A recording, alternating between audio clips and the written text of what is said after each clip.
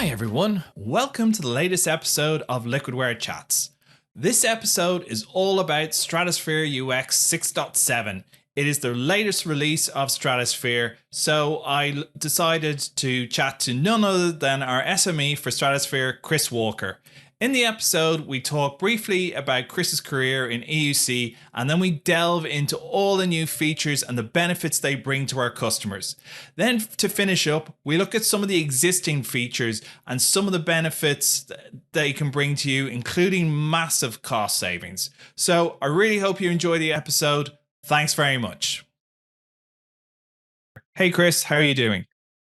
Doing very well today. Thanks, James. So, Chris, we're obviously we're going to delve into the new Stratusphere 6.7 release. But just for everyone who's watching or listening, can you give us a bit of background about how you ended up in EUC? Yeah, shoot, 30 years now of end user computing, diagnostics. Mm-hmm. Cut my teeth on benchmarking applications. A company out of the Carolinas would fly me all over the United States, tuning their applications for banks, large 401k organizations. I've just always loved diagnostics and really getting in and making sure the machine's running as well as it can. So to die hard, give me the numbers, turn off the graphs kind of guy. Very good, very good. And how long have you been at Liquidware? 12 years now. Actually, this 12 is years. yes, my second round. A lot of the executives and I worked with a previous company, Vision Core, Mm-hmm. and then so I've known these guys for 20 years now. So, yep, Mm-hmm. yep. Very good. And thinking about the release of Stratusphere now, obviously 6.7, it's like, how have you seen Stratusphere evolve as a solution? When I started at Stratusphere, the Linux, the underlying operating system, Linux was actually 32-bit. So the first thing that I did, I worked with DK, the product manager, and a lot of developers to help them rewrite some of the reports, convert it to 64-bit. So yeah, I've been here a while. The very first version was a 32-bit version of Stratusphere, and it had a lot. And the changes over the past 12 years are just phenomenal. I mean, Stratusphere has always been known for its metrics, and just last year we added another 4 metrics, 5 metrics to the system. Mhm. So, I mean, the data capabilities of the system, and now 6.7 brings with it the new user interface, which is what people have always complained about. I Yeah. personally have no problem. Give me the numbers. I don't need a graph. But Well, most of let, the let, world, let yeah, go ahead. let's start looking at that. If we think about there's been a lot of changes with this release. It's a very big release. We're really excited by it. We think it's gonna, people are really gonna get into it. There's a lot to appreciate in it. But let's start off. You mentioned it, there is obviously the user interface. We've radically overhauled it. And as you said, people have loved Stratusphere for years. They haven't loved the UI, but we have changed a lot. So can you go into where what the changes are in terms of the UI? Yep. One of the key things that we did, thanks to our CTO Jason Maddox, is he standardized the development platform. So our command control, profile unity, and Stratusphere now all share a common language, which is going to make our development teams faster. Some of the technology that you actually see in 6.7 came from command control. It's not just a copy and paste, like the little wizards that walk you through the buttons telling you Wouldn't what that be that. fantastic if we could just Yeah, copy and paste from yep, one solution to the other? But no, yep. anyone Well, who some of it can. understands, Some yeah, of it some of can. it So can. the command control they had to go because they're writing in a different language, but they took Yeah. some of the API or the information in the Stratusphere agent and moved Hmm. that in command. And some of it was a simple uh, copy replace, change the Yep. language type information. So the biggest thing I think for the company over the past couple of years is we've changed now to a single language across Hmm. all three platforms, making our development teams faster. We can share code. QA is better off. Um, Yep. the new interface now is really designed. It's more graphical. So red is bad, draws your eye to it. Click Yeah. on this. It's got workflows now, which we've always wanted. Hey, I see there's a problem. Let me click on it and actually drill in and find what could potentially cause that problem, and how can I resolve it? So letting the Mm. product stand on its own. A lot of customers, are very smart people, but you know, the product needs to be able to stand on its own. Yeah. We should be able to give it to our marketing person, right? In our marketing, and they should be able to drive through the interface and say, "Here's the problem. It's red right here." So that's what we've done a lot of in this. And this is not just the last year. We've been working on this for 3 or 4 years now to retune. We've talked to a lot of our customers, a lot of the SEs. I mean, a lot of meetings and mock-ups have gone on behind the scenes to break this out. And this is just a 6.7 isn't the final release. We've Nope. refactored, we've refactored the menus to make them simpler. Um, Brought out some new inspectors so they're easier to use. But really, 7.0, when the menu moves to the left-hand side, will be our full release. And in 6.7, you can go to the preview and actually look at what's coming out in 7.0 next year. Yeah, that's a very cool feature that you can see what's coming. And there's a lot more to come with the 7.0 release. Like it'll be a dramatic change. And as you said, all of this is based on a similar kind of design to command control. So we have uniformity across our solutions, which is great. And it Yep. makes it easier for people that they don't have to, navigate in two different ways and two different platforms. So obviously the UI is evolving and the end result will be what we release in 2025. But I suppose one of the big things is obviously, you know, Stratusphere we've always had a user score, but we've taken things a step further now, haven't we? Yep. With our user sentiment surveys. So we're actually querying now we're getting end user feedback. In fact, it's installed on my own machine and pops up on a nearly daily basis. And I don't really notice it. I just click it once. If I'm having an issue, I drill down. It's so simple, but it just enhances, and that goes back to our internal IT department. So I can see the benefit for our customers as well. Yep. The questions that we have set up in our demo system aren't very specific. So this morning, when it asked me the question, how's your day going? Good, fair, poor? I said poor. Then I said other, so I could type in something. My razor Mm-hmm. broke. So you can put in anything you want in there, by the way. So yeah, the user sentiment part. So back up a little bit. Stratusphere has been doing user experience scoring for over 15 years. Actually putting an empirical number, good, fair, poor, with a metric beside it for the machine and the user. So we're actually ranking the user's experience based on login time and CPU and memory and page file and latency and all kind of other stuff. So now we're going to actually start asking the end user, hey, how was your day? And I've talked to a lot of different customers. Some of them want to know that information, mainly the managers. And then the technical people are like, I don't want to know that information. So it depends on who you ask as to who really wants that, user sentiment data. Yeah, yeah. I suppose what I would say on that is that if you look at the industry as a whole, we've seen this clamoring, and DEX has become to the forefront of, as a component of EUC. It's become very important. Um, you know, Obviously we've seen this mass wave of people moving positions. All of this kind of stuff. So companies are trying to keep their employees happy, and this is one way of kind of assessing how what their digital employee experience is like. So it is a component, but there is. And it's just another way to another metric to add to the vast number we already have. Yeah. And at the end of the day, you're actually empowering the user, right? And people like to give feedback. Not too much, don't bug me all the time, right? But if I had a bad day or problem, I want to be able to tell somebody about it. It makes me feel better. Now, Yeah. whether you looked at the data and actually did anything about it, that's a different thing. But people like to feel empowered to where, I'm having a problem on my machine and I'm going to tell you about it by pressing this little button right here. So you're actually empowering the end user with that ability to give direct feedback to the IT staff. It's Yeah. pretty cool.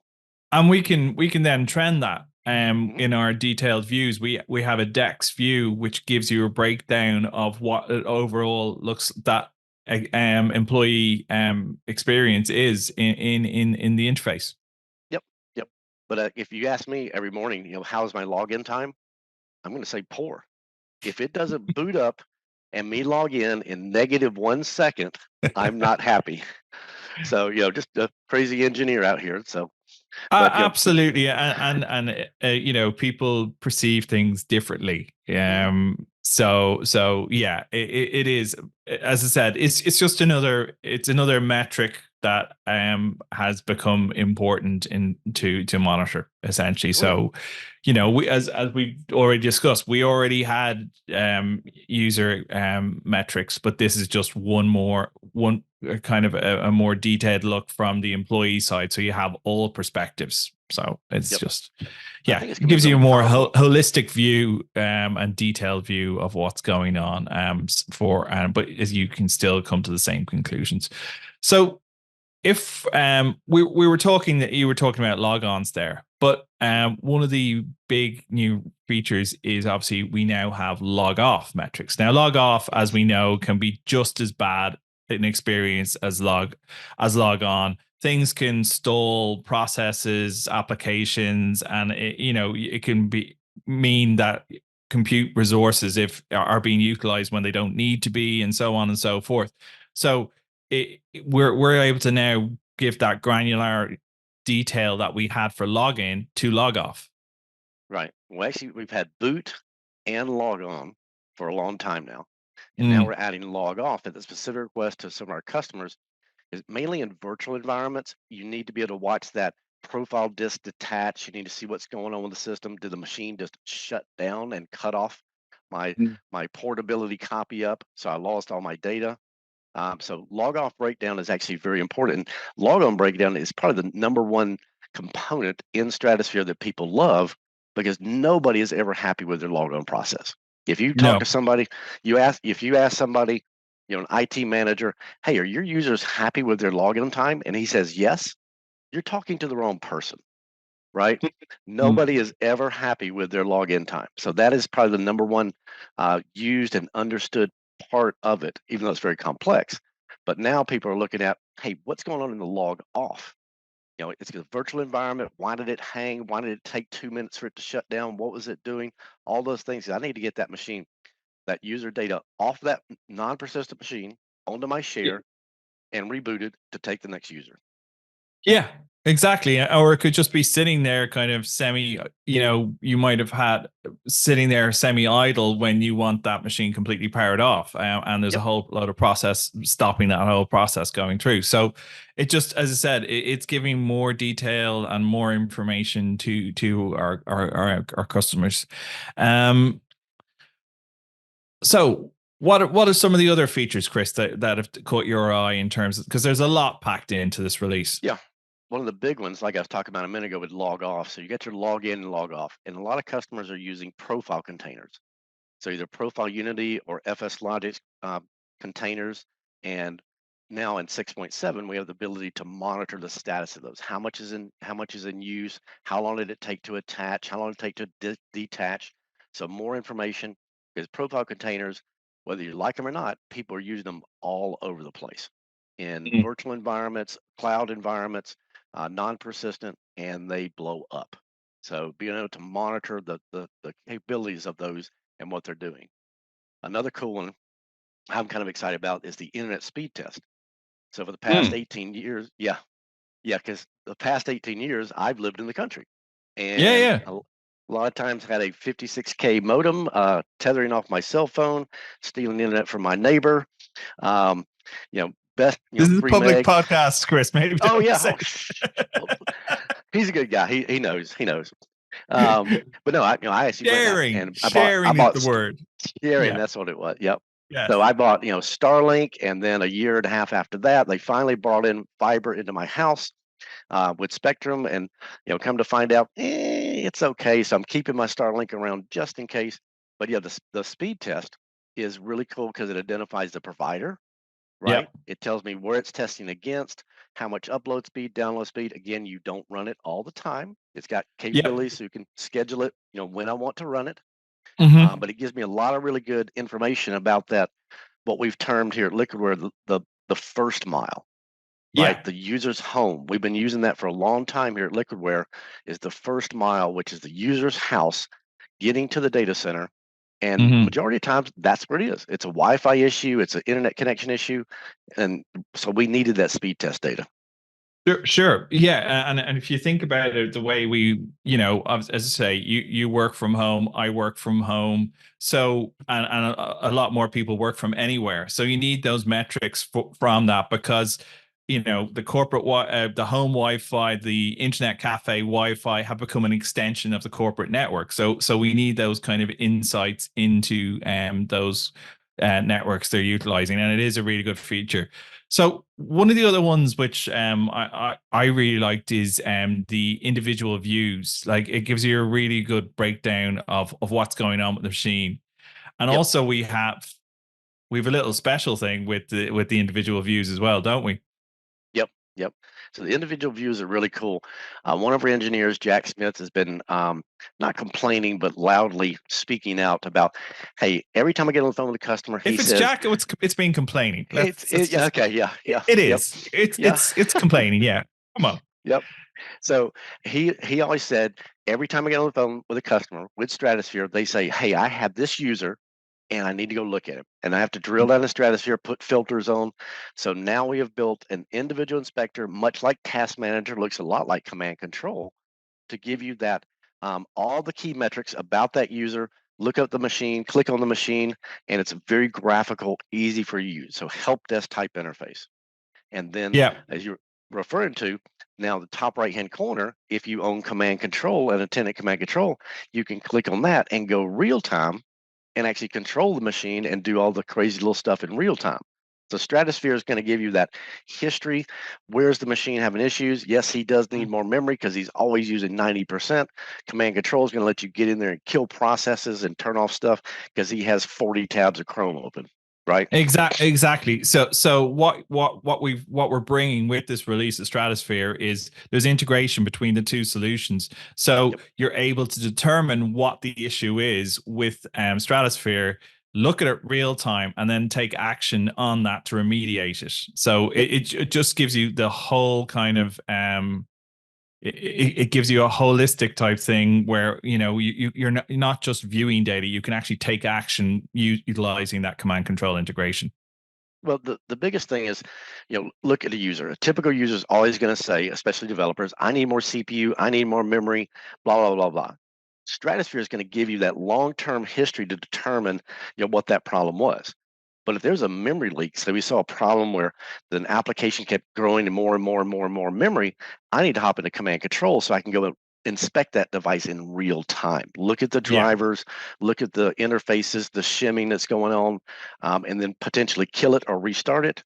And then I can Mhm. use Stratusphere to go back to Stratusphere and say, hey, I had 10 people that had this problem today that my help desk helped fix. How many more people are going to have this problem tomorrow? So you're flipping Stratusphere data upside down. So it's anybody with an HP uh, notebook or a Dell notebook with this BIOS version, with this particular headset and this driver. That's what Stratusphere is going to tell you. Command Control is going to let you get in there and kill that process immediately. So kind of two different use cases for the product. You know, big Stratusphere macro diagnostics. So looking at the entire world and figuring out where all my big problems are. Command Control 101. Very Yeah, complementary products. Yep. exactly. And I suppose just all right, we've also kind of the detail our detailed views. So maybe we just start with if you explain what detailed views are. Yep. So in previous versions, prior to 6.7, we had the advanced inspectors, and they're Mm. very powerful. You could go through, there's 50 tabs across the top, every different perspective of the user that you wanted, Wi-Fi, CPU temperature, and you could go through there and click and drill down, hit the basis button, um, build you out your information. Tomorrow you come back and you've got to go through all of that again.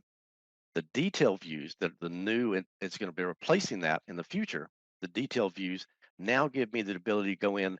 There's no word basis because customers had no idea what the basis mean. So the basic word basis has gone away. Nice graphics. I can add and remove columns and fields on the fly. And the best thing is, I can save it, make it my default, and even share it with you when I find a problem. So the details Ah, gives me a lot of power now because I love the advanced inspectors, don't get me wrong. But when I have to have tell customers, hey, navigate here, here, here, here, I send them a 6-page document, how yeah, to yeah. get to that. Now with the detailed inspectors, I can go build a view, save it, export it, and email it to him. He imports it. Boom, there's his data. It's Oh, that simple. so what we're giving you is customized views, which people have been Yep. asking for a long time. So they can build up their own customized view of what they want, and they can Yep. get rid of all, because obviously, one of the big things we've talked about already is the amount of information Stratosphere gives you, and this allows you to customize it and minimize it to just the essential data that you're looking for. Yeah. Or even think about a machine group. I'm responsible for Mm. Atlanta. You're responsible for New York. So I build a view, I save it, make it my default. When I log in, I'm only seeing my data, right? Yeah, Same thing. You could then import that into your platform, change the machine group name, and you only see your data. So yeah. it makes you a lot more efficient. In the other advanced inspector, every day I would have to go in there, turn on machine group, hit the search, paste in my machine group, and hit go. Yeah. This allows me the ability to basically click a button and say, "Here's my data." And then, yeah, you just on a daily basis or whenever you log in, get that information, the specific information you're looking for.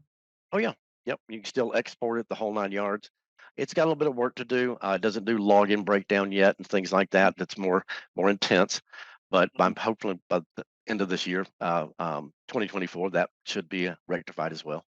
Yeah. So yeah, we've added a lot of new technology, mainly because of the new language and the Hmm. efficiencies of our developers. That's really cool. One of the other things is, obviously we do some around the main remoting protocols, but we've brought in support for Digital Frame Yep, metrics now as well.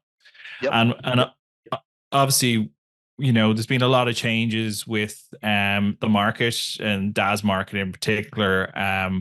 You know, Citrix and VMware have made various different decisions that have allowed people are now looking at alternatives. And one of them that they're definitely looking at is Digital Frame. So we're able to give all of the kind of protocol information around Digital. yep. Yeah, at the end of the day, Stratosphere is still going to get you all the CPU, memory, disk, network, all that stuff in that VM, the Hmm. remote user. But having that remote display protocol, the connection between the user and the virtual machine is critical.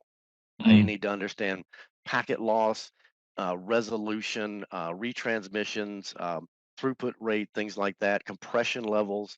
We have all that for all the other protocols, ICA, PC over IP, BLAST, RDP, RFX. So that information is very powerful, and bringing on the Dizion frame is going to be very, very, very helpful to us. Yep. Yeah, no, that's really good. And obviously, one of the biggest things at the moment is AI, and AI requires machines which have GPUs, and we already do NVIDIA GPUs, but we're bringing in with 6.7 support for AMD GPUs D. as well. Yep. Yep. We're already detected them. A lot in the physical machines. So depending on the driver, like my machine, I Mhm. think has an AMD card in it, and it shows up in Yeah, Stratosphere. But in with the multi-user GPUs inside of a host or a hypervisor or a cloud, so now the ability to support AMD. I don't not sure.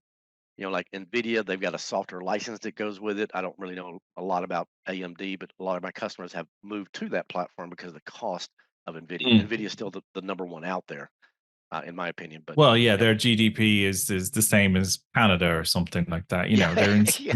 yeah. If you bought shares in Nvidia a couple of years ago, you did well. So, Yep. Yep. yeah, Yep. Yep.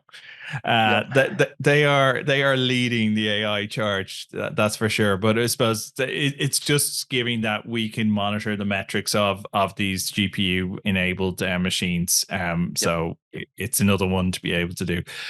So we've covered most of the main features, but I just want to talk a little bit about some of our existing features that maybe people aren't aware of. Like, obviously, So the one I really wanted to talk about is because I think it's such a brilliant feature, and the benefits are is process optimization. So can Oh you yeah. go into a bit of detail about, because I just think it's brilliant. It has so many benefits that I don't think people are quite aware of the power of our process optimization. Yep. So process optimization, just for everyone listening, is it's a really simple technology. We've had it around for 5 or 6 years, and it's safe too. All we're really doing is changing the base priority of the process to high, low, or medium. Okay, so I'm running on a machine. It's 5 years old. I got a lot of stuff running, and what we do is we watch the in focus application. So if that in focus application, the one that I'm actually clicked on, looking at reading right now, would be above normal. My Chrome that's playing a video or has 15 tabs open in the background would be moved to low, but only if the machine is under contention. And this is very safe because like we'll ask their AV program, hey, we want to put you to low, and AV will say no, and we'll never ask it again. So unlike some other So we're technology not we're that not throttling the process. no, yes, do never throttle your No, AV I process. absolutely agree. Yes, I've never. seen I've seen a lot of people do it, by the way, and they Hmm. don't understand that everything has to go through that AV so that you can read and write, and you just Hmm. throttled it. You just put a chokehold on the whole machine. Never throttle your AV. So yeah, this is not Hmm. throttling of the CPU. It can do memory trimming, which in a lot of cases we don't turn on, depending on the system. Sure. But a big one, we did a study with one of our customers last year, and some Power BI reports, and sucked some information out, and they were in Azure. There's a $1.5 million savings per year on their Azure spend. Now, Microsoft Hold wasn't on, very hold on, happy, hold on, right? hold on. Yep, Repeat that. $1.5 million per year. Yep, per year per year on their spend. Azure spend. Yep, yep. So we Okay, use I'm Strat. pretty sure a lot of people who are listening have not heard of this feature before and know it can make savings like that. That is phenomenal. 1.5 million per year. Yep. That's There's two things yeah. that went into that. So there's two things that went in. Just to be completely honest, so we looked at the tier of machine that they were on. They were currently getting like 8-to-1 multi-user, so ratio on their machines of Mhm. 8 users per machine. We looked at the tier. They're definitely using a lot more memory than they needed, and the CPU wasn't taxed. So he said by changing to this other tier, they could cut the machines from 250 down to, I think it was 100. So they reduced the number of machines, engaging optimizer. So we got them on the proper tier of machine, Mm. Well, we used engage Stratusphere optimizer. to determine that they were on the Yep, wrong tier by gathering all the data, the yep, CPU and memory statistics across their environment. yep, And then we were able to determine that if you went to a lower tier within Azure, then we could reduce their costs. exactly, exactly. Yeah. So change their tier, engage optimizer, and we got them a 12-to-1 ratio per machine. Wow. By doing Okay. that, 1.5 million, and this was their numbers, by the way. We just told them, here's how you're going from 250 machines to 100 machines. And they said, okay, well, that's $1.5 million in spend for us. So same thing in Amazon. I got an Amazon Workspaces machine. Well, I gave you 2 CPUs and 8 gig of RAM. Well, I really need 4. If you turn on Optimizer, your foreground process is optimized, so I can get away with 2 CPUs. Think about that. It was designed to help older devices, but Mhm. when I'm in the cloud, that's a monthly expense. So Yeah. so I can, and I've seen this even in like Citrix environments and Horizon environments. When they Hmm. engage Optimizer, their CPU on their system drops by 5 to 10% on their hypervisors because I'm turning all that random crap in the background that's running is low priority. So I'm not eating up as much CPU cycles. Your host will drop 5 to 10% just by checking that little box. Yep, very powerful. That really is powerful. I suppose just on process optimization there, one of the other benefits is obviously you talked about it is you can extend the lifetime of existing devices. And Mhm. obviously, sustainability is a big message and big objective by a lot of companies these days. So you can extend, say something, you've got to your 3-year refresh cycle. Actually, you could get to 5, maybe 6 years by utilizing process optimization to extend the lifeline of that device. Yeah, we talked to a banking customer back a couple years ago about that and said, Tony said, look, I can extend the life of your equipment anywhere from 6 to 18 months. He said, if you can Mm. give me 6 months, and this is a high level executive, but if you can give me 6 months more extension on that, that is $3.4 million in spend for me. Capital, right? Yeah. That I have to do. I mean, he knew the number right off the top of his head. If you can extend the Wow. six, I mean, it's a large bank, 60,000 users. You add Hmm. 6 months life to a piece of equipment. He knew the number off the top of his head. It was pretty Yeah, impressive. yeah, yeah, yeah. Like my laptop, um, my previous one, it was 4 or 5 years old. And I hate changing laptops. You got to move all that stuff over and reinstall all the crap and get all your cookies and all that stuff back. So I didn't want to get rid of it. But finally, one day, it decided it was time to die. So the BIOS, the video chip or something, it just would not boot. But that machine was perfectly fine for me because Optimizer was optimizing my foreground applications, and anything in the background couldn't hurt me. I was running Visio and some high-end applications. Optimizer would just say, "Okay, you're the foreground. Everything else, go away." It was awesome. Yeah. And I genuinely think that that'll be something that people, obviously everyone who's either on cloud, hybrid, they're looking at their spend. So this is just a way of being able to rein that in and get more bang from your buck, essentially. And it's something we've been doing for a while, and it's just, I think it's good to let people know. So just to kind of finish up, obviously 6.7 is out. We have talked about what's to come with version 7. Like, it's a really exciting time for Stratusphere. It is our kind of, it's our DEX monitoring and diagnostic solution. Then it sits very nicely with command control because you have the remediation. It's an exciting time for Liquidware. It is. It is. The Stratosphere, no one's ever told us you don't have enough data. I don't think I've ever heard a customer say that. It's just your UI, please fix your UI. They've been waiting very patiently. And a lot of customers still run Stratosphere because I could pull that data out of with the API or direct SQL calls, get it into ServiceNow, Power BI, Splunk, whatever. So they loved our metrics. And some customers were just using us as a data portal, right? And pulling that data into their other interface. Absolutely, and just that you've gone on one point. One really good point is obviously our API builder. Everyone loves that Yep, because it just literally it can integrate with pretty much anything because it's just utilizing APIs. Um, I know that, and it's a, well, you can tell me, but from what I've seen, it's a pretty simple process to set up the API integration.